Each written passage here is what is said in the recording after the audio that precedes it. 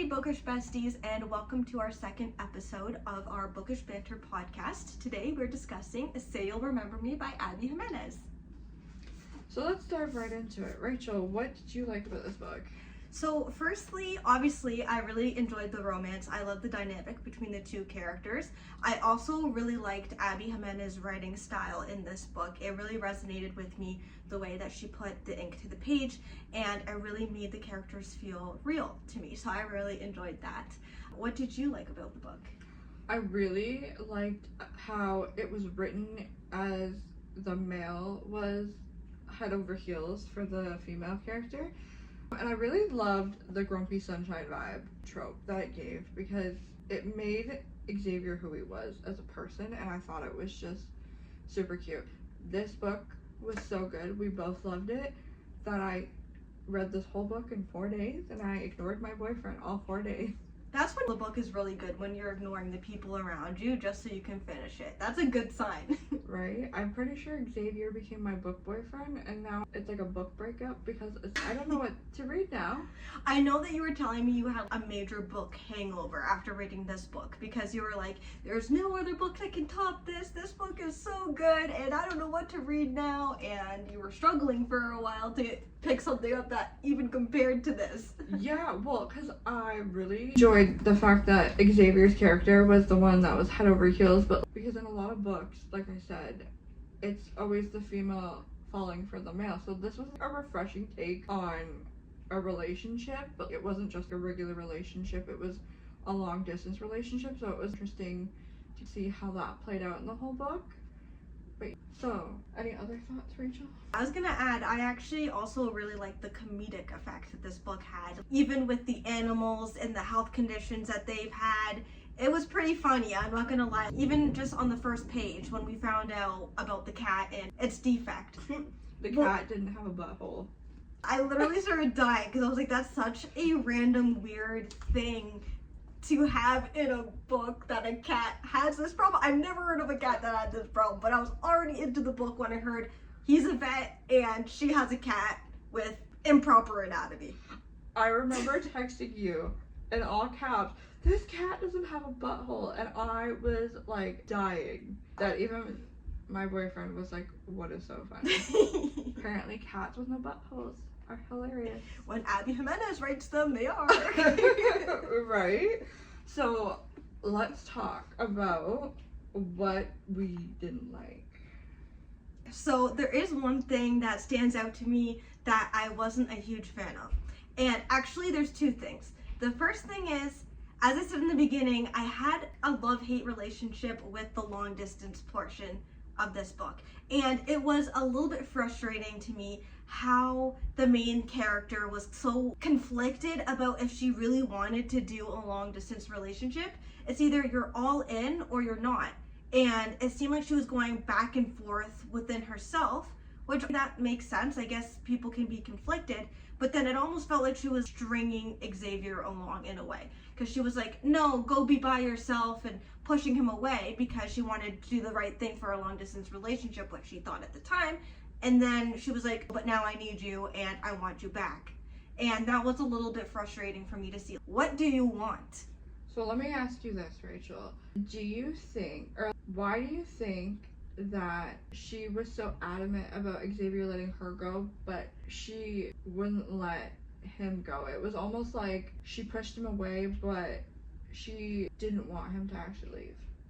I think it was her internal confliction, I guess you could say. That's the only thing I could really come up with. She wanted, logically, she knew the right thing probably to do would be to let him go, because that's what's best for him and them both in this long-term relationship. But her heart told her that that's the one for her. So her heart couldn't let him go, but in her mind, she logically thought, maybe I should let him go. That's what I think. What did you think about that? See, I think I judged this book a little too more analytically when it came to that. I felt like there was a bit of codependence. I could see that. And the reason I came to this conclusion was because of the sub-theme in the book of they both had family dynamics that were not normal family dynamics, I would say. On one end, Samantha had to move back to I believe it was California, because her mom had dementia. So there was the sub-theme of family caregiving and caregiving burnout. But then on the other hand, there was Xavier, who didn't really know what a proper family dynamic was. So I feel like they were both codependent on each other to find some sort of sense of normalcy. Actually, now that you said that, it really does make sense. And now that I'm thinking back, I can really see how that could be a codependency issue and why that might be, why she was so kind of hesitant. But then I know there was a time when her grandma died, right? And he was far away and he hopped on a plane immediately to go and be with her, to comfort her. After the whole book went on about how inconvenient it was, how financially strapped they were because of the plane tickets, and maybe she felt like she knew he would be at her beck and call no matter what. So maybe that's where the codependency came in too. See, that part of the book drove me nuts, because in what world is it realistic for anyone to just blow that money and hop on a plane and be right there when tragedy strikes? It's hard, and you want your partner to be there with you when something happens, but I just felt like it was very unrealistic. And with the mental strain that it took, especially on Xavier, he didn't look like himself and he was practically making himself sick, which gives the quote, "Your body's check engine is on, you need to listen to your body." Exactly. He did not listen to his body until he almost collapsed. So that really annoyed me about the book, because I felt like the long distance relationship was written very unrealistic for the sake of being written, but it also was very cute at the same time. It almost gave a Prince Charming effect. I would love, if I was in a long distance relationship, for my man to just hop on a plane and come back and see me whenever he can. It'd be lovely. Now that you mentioned the Prince Charming thing, I really resonate with that too, because he was really like the Prince Charming trope almost, because even when her mom, she had dementia when she went into episodes and she was outside and getting lost, when he was there, of course, he swept right in and took control of the situation, made sure that her mom was safe and okay. And that really is something Prince Charming would do. And my question to you would be, do you think that his personality and the way that he has the protector role, do you think that's shaped by his family dynamics, or do you think that that's just completely separate from his childhood and the way he was raised? Do you think that plays into his protector role now? I think it does, because in the book he was written in such a way where he had something to prove. He became a vet, he graduated school, he opened his own clinic, all to prove to his parents that he was not going to be this failure. And I feel like with the lack of his own quote unquote family, I feel like he felt like he needed to be needed, so that's why he was always at Sam's beck and call. I'm going to ask you a bit of a personal question now. If you were in the same position as Xavier, would you sell your clinic that you worked so hard for, knowing the baggage with your parents and knowing that your parents might look down on you as a failure, your worst nightmare? Would you do that for a guy? And would you move, if you were in that exact same scenario, would you close your clinic and move?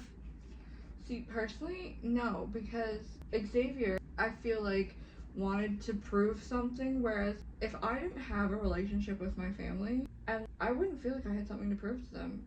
If they didn't want to be part of my life and they looked at me like a failure, great, look at me like a failure. But I feel like Xavier should have hired the help he needed as soon as he could, so that way he could keep his clinic but still be there for Samantha, whereas I feel like he was so stuck on the fact that he had something to prove, and he was so adamant about proving it to these people who don't even care. They practically laughed in his face, and it was just like, Xavier, they don't care. Why are you so stuck on proving it to them? And it was like he was trying to do so much. He was trying to prove that he was this big success, and then he was also trying to be there for Sam and her family issues, which, among other things, besides her mom having dementia, her whole family was written to have their own little issues. Her brother was an asshole. Her dad was experiencing caregiver burnout, and her sister had her own family to take care of, while taking care of her mom who doesn't even remember her. Whereas I feel like Sam felt very unwanted because her mom couldn't even remember her. And it was heartbreaking. So I feel like the only person she felt really wanted by was Xavier. So she almost was expecting the world from him.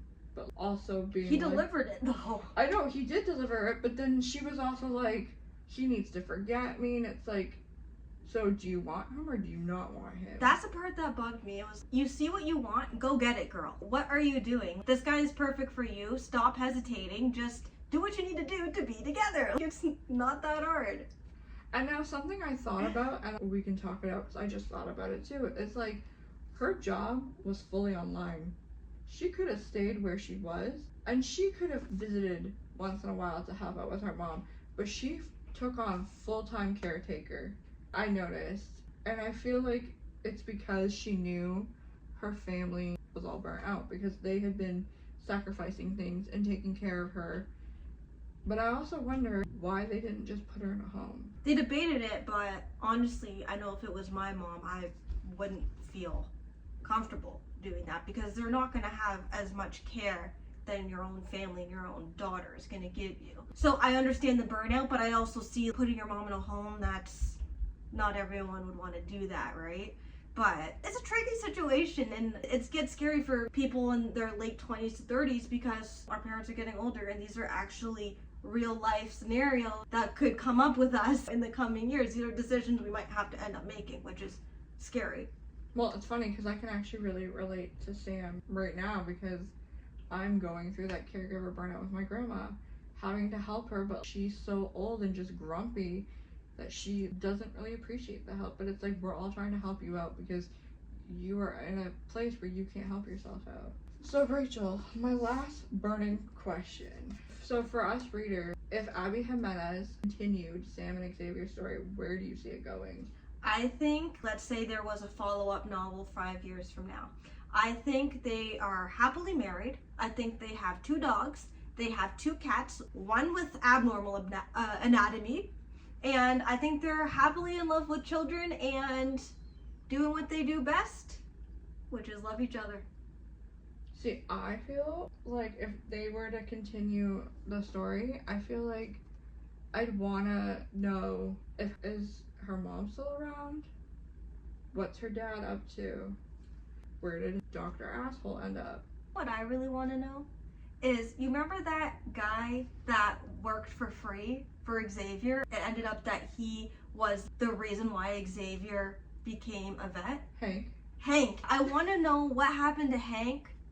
What's up with him now? Because he was so influential for Xavier in his life. And also, too, he was in retirement, so the fact that he came back, and it was fate that he came back. Oh, for sure. It was such a writing tool for convenience. Oh, look, this is all going under, but only if we had someone that would work for free. Oh, look, here's a character willing to work for free because he's old. It couldn't have been planned any more perfect. It was a little too convenient, if you ask me. But I feel like if she were to continue their story, I feel like her mom would pass away, which I know is sad, but I feel like it's part of her story. But I also feel like then, as much as they would miss, her family would find peace. And I feel like Xavier would open up a clinic where they decide to settle and restart where he ended and build something bigger and better together.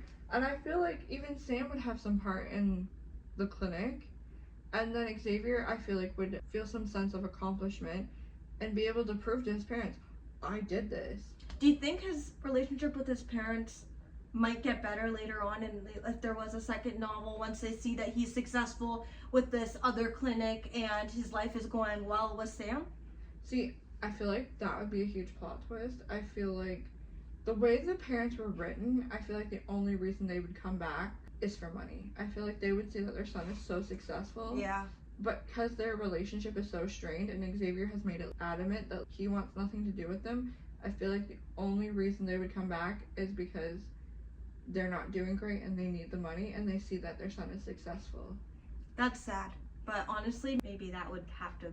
I would honestly love if Abby Jimenez could continue their story, and I would love to see where it blossomed. Where's Hank? What happened with Xavier's parents? Are they still mean? Or are they on good terms? These are questions that we have that we need answers. The other thing I think too, now that I think about it, maybe not even a clinic, but something bigger, like a clinic / like a rescue, because they rescued that pug from that car. You're right, in the beginning, he was so compassionate and he rescued. And Sam was big mad when that dog was locked in that car, which you could relate to today with the cat. Oh, that's another story. That was... So is there any final closing thoughts that you would like to touch upon before we end this? Just that I'm going to be reading a lot more Abby Jimenez because I was so impressed by this book and I really liked it. Honestly, I think this is well worth at least 4.5 stars. No, I would definitely have to agree. This is one of the books that I could not have put down. And I feel like I love her writing so much that I want to do an author spotlight on her. Stay tuned because that's happening. I'm not sure when exactly, but we will be doing an author spotlight where we read all of Abby Jimenez's books that are published and rank them based on which ones are our favorite, which ones are our least favorite, and all of our respective thoughts on the book. So if that's something you're interested in, let us know. So thank you guys for listening. We are gonna peace out. So if you like this episode, please subscribe to our YouTube channel at Bookish Banter Podcast with 2 T's, and stay tuned for our next podcast episode on our next book. I don't know why I froze there. The Crash by Frida McFadden. All right, bye guys. Bye.